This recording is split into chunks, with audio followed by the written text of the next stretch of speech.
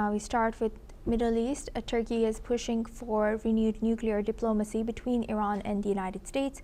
Foreign Minister Hakan Fidan says restarting talks would bring major gains for all sides and could open the door to lifting sanctions on Iran.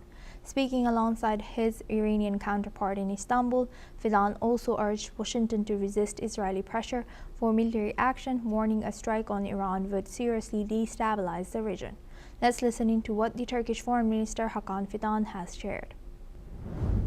İsrail'in ABD'yi İran askeri saldırı yapmaya ikna etmeye çalıştığını da görmekteyiz. İsrail'in bu çabaları bölgemizin kırılgan durumdaki istikrarına büyük zarar verme potansiyeli taşımaktadır. ABD yönetiminin sağduyuyla hareket ederek buna fırsat vermeyeceğini ümit ediyoruz. İsrail, bölgedeki istikrarsızlaştırma politikalarına son... Now for this discussion, we welcome Professor Andrew Latham. He's an international affairs expert, joins us live from Minneapolis. Thank you very much, Mr. Latham, for joining us again. Good to see you. Now, looking at this, Turkish foreign minister has called for U.S.-Iran to talk and open talks, especially on nuclear program, to ease the regional tensions. So, what's the possibility of that, and how would that look like right now? Well, first of all, it's quite clear that Turkey has at least two motives. It really has no interest in chaos in the region and the way that might spill over into Turkey proper. And also Turkey wants to play a role as a kind of regional great power, a natural interlocutor, bringing conflicting and competing sides together to hash out some kind of an agreement. How likely is that to be the case? Well, pressure is building. The Israelis are getting a little bit impatient. The United States, I think, has an interest in a negotiated settlement, certainly not JCPOA 2.0, something a little more comprehensive, dealing with missiles and nuclear capabilities, and also Iran's regional support for proxies like Hezbollah and Hamas.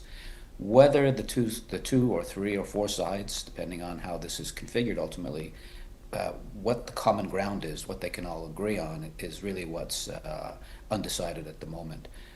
It's quite clear that there might be a deal on nuclear weapons, maybe even on Iran's proxies and regional geopolitics, but I don't think there's going to be an agreement on Iran's defenses, because Iran sees its missile capability as absolutely essential, and the United States and Israel see those weapons as incompatible with regional peace and security.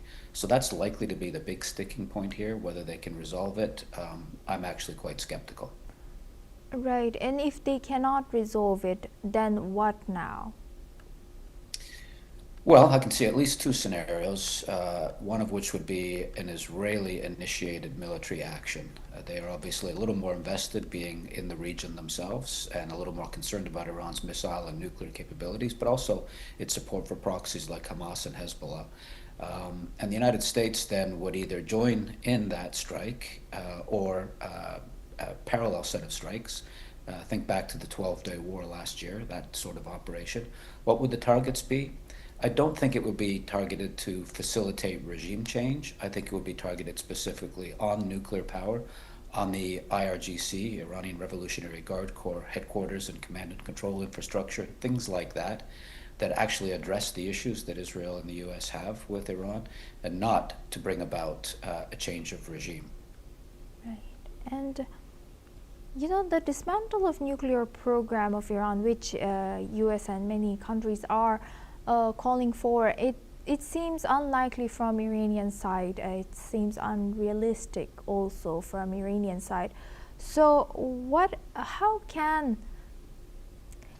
other channels can they use, all the countries who have problem with this Iran's nuclear program use to de-escalate the situation?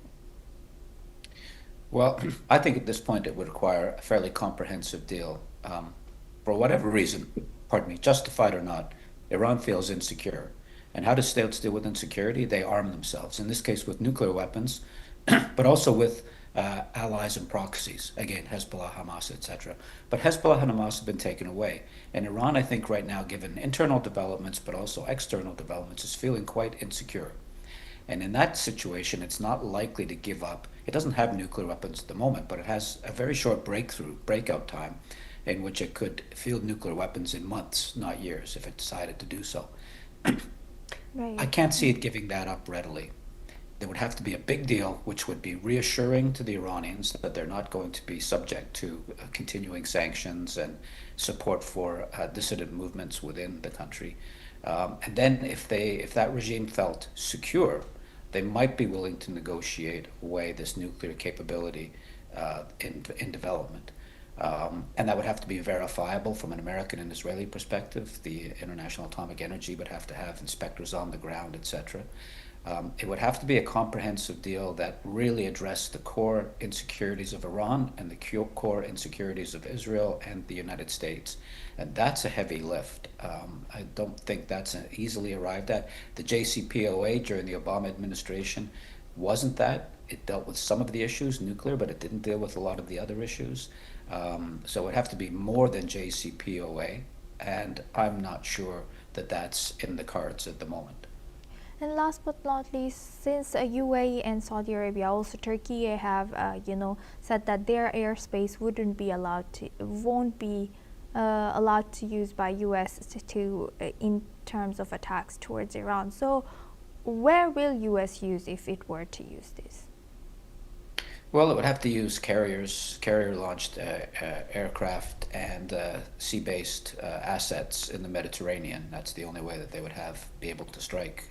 If they're not able to use Turkish airspace or Saudi airspace, Diego Garcia wouldn't be in play. So it does limit the United States' options. And the reason for that is none of those countries, they're all hostile towards Iran, but there's been a kind of détente in the region in the last year or two. And nobody in the region has an interest in a war which could escalate chaos, would affect the price of oil, sometimes maybe in a positive way, but it might pinch off the Straits of Hormuz and the Bab el-Mandeb, the Gate of Tears at the bottom of the Red Sea. And that would affect all of the economies in the region. They have no interest in a full-blown war in the region, and therefore are signaling very clearly to Israel and the United States that that's the case, that they're not interested in war, and the signal that they're sending is, you can't use our airspace. Yes, indeed. Thank you very much, Mr. Latham, for sharing that insight. Please stay with us as we come back to you for a later discussion.